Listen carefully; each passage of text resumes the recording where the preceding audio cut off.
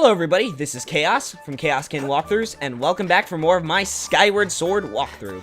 So, in the last chapter, we began our game, our humble beginnings on Skyloft, and it turns out that we have a massive destiny to fulfill. Whoa! Didn't see that coming. Plot twist of the century, guys. So, if you approach this area right here by the docks, Fee will basically explain that there's a large green pillar going off into the clouds, and she'll say that you need to dive off the ledge and call your Loftwing to get to it. Well, gee, I was just thinking maybe I just moon jump off of it. I have my Game Shark ready to go and everything. Thanks, Fee. Thanks. Nonetheless, despite the obvious advice, I actually quite like Fee. She becomes a bit annoying, but ultimately, I just find her very charming in a way. Yeah, I find her charming. Very strange. It's hard to explain. I just think that she's a very fun character and almost a self-parody of a lot of the more annoying exposition fairies like Navi from Ocarina of Time. Still, a lot of people do hate her, and I totally understand why. She does get in the way quite a few times. Who cares? So, in the meantime, you can actually talk to Elvis Presley one more time, who's just been helping us out like gangbusters recently, and I'll explain to you that this light tower is called the Light Tower for no particular reason. It's probably named like everything else in Japanese anime, just because it sounds cool. Nonetheless, the Light Tower actually does serve a purpose and does involve light, but we won't be seeing that for a decent period of time. However, if you want to be really epic, you can dive off of it to start your adventure. For some reason, I just think it's much more appropriate to dive off of it to start your adventure because, well, let's face it, it's like the coolest thing to dive off of. There is nothing cooler in the world to dive off of. I mean, nothing else that I can think of, anyway. So, as you approach the green pillar of light, which takes a surprising amount of time considering that you really don't think it's that far, Fee will eventually pop out and basically explain to you what you're going to be doing once you get over there. All it really comes down to is press the down button to dive once you've gotten over the green pillar of light. Or, like my first playthrough, you can just continue, like, circling it until eventually you just kind of drop off automatically. If you actually swing low enough down to the clouds to get into the pillar, the bird actually won't come with you, which was, I think, what I was actually experimenting with my first time. You'll basically just hop off automatically. It's much more convenient to just hop off there, because I'm pretty sure no matter where you are on the pillar of light, it'll automatically register as you going down to the surface, since it's pretty deliberate, and it'll even give you a command for when it's ready to just receive you into the world. So, once you've done that, Link will jump off his Loftwing and fly epically down to the surface.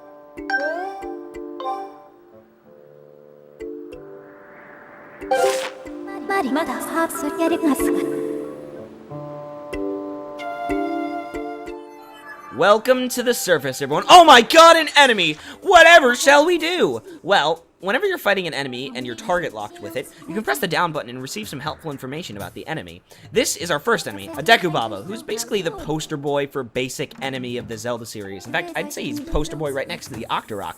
Now you'll notice that their mouths open a certain way. This is quite obviously an indication of how you're supposed to slash. I'd actually recommend, if you're particularly bad with Wii Remote, or if your Wii Remote's just being very bad today, to either use a spin attack or vertical spin attack to kill these guys, or to shield bash them so that they get dazed and you can just slice anywhere. I tried to show off what it actually looks like when you kill them regularly, but this guy was just not being cooperative, so I ended up just deciding to go with the shield bash method later on. So, after walking for several seconds, Fee will occasionally pop out and mention that she can have information on items that you target with Z. I don't know why, but I feel like this text box kind of disappears. I never received it my first playthrough, that or I just didn't pay attention to it, and I kind of was very confused as to how you're supposed to examine enemies, which turns out I totally did know how to examine enemies for about the vast majority of the game. Nonetheless, it's worth doing because there's lots of interesting bios for enemies. So, jump down here and get ready for a cutscene.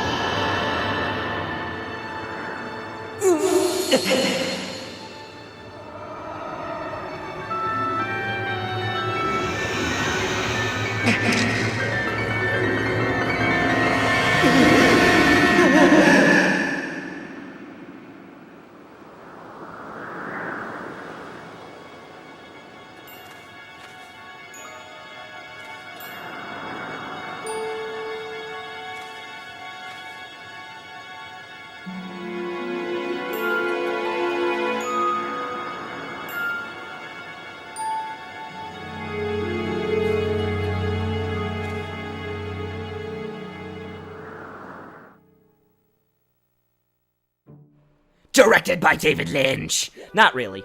So, as you see, there's this large spiral column, which, if you want to be a complete idiot, like I was my first playthrough, you can actually run around the whole thing.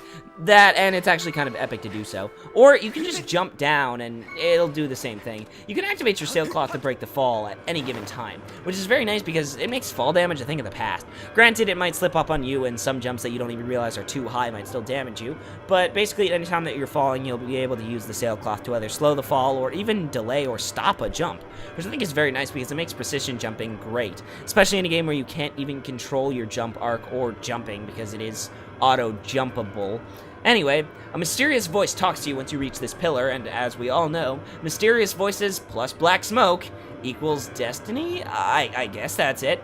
Nonetheless, it basically tells you to shoot a skyward strike at this thing. So, hold your Wiimote up and swing it whatever way you feel like it. Afterwards, you'll do all this, and then all this will happen, then that'll do this.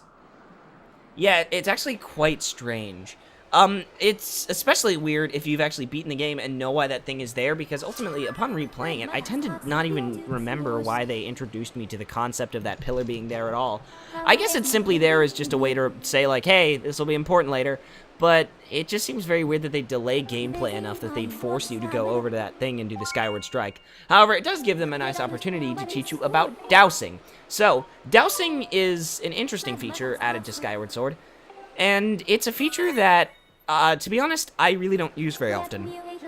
Even on my first playthrough, I didn't find myself using it very often, though it can be quite helpful, especially for finding a lot more of the quest-based items on your own. When you press the C button, you can actually enter the Dowsing menu, which will cause the entire screen to go purple, and then you'll search for Zelda's aura, and the Wii Remote will vibrate as you get closer.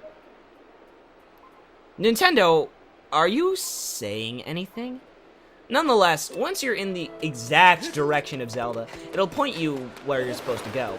This isn't necessarily the most exact science, but I do kind of like that it's not just like, hey, idiot, it's right there, because it does give you an opportunity to explore some things. Granted, it's, once again, not an exact science, but it can be very helpful, especially for finding a lot of the quest items, as mentioned before. Jeez, I'm just backing up over myself. Who wrote this crap? Oh yeah, that's right, me. Nonetheless, once you reach this door, this strange, ominous glow will suddenly just kind of, like, dissipate, and then you'll be able to enter the door for, once again, another cutscene. What do you know?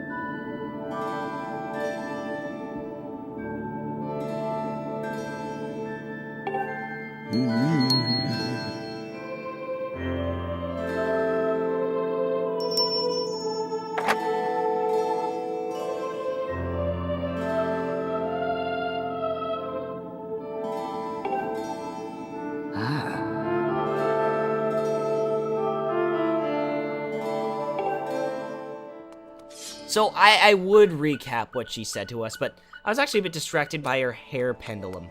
Nonetheless, if you go over here into this little brown treasure chest, which looks quite underwhelming, you'll receive a freaking bottle with a revitalizing potion in it. Yeah, don't miss that. That was one of the reasons that I said you totally don't have to buy a revitalizing potion like I did if you want. But I decided to buy them because, to be honest with you, I have a better chance of my shield breaking than I do of actually dying this early in the game.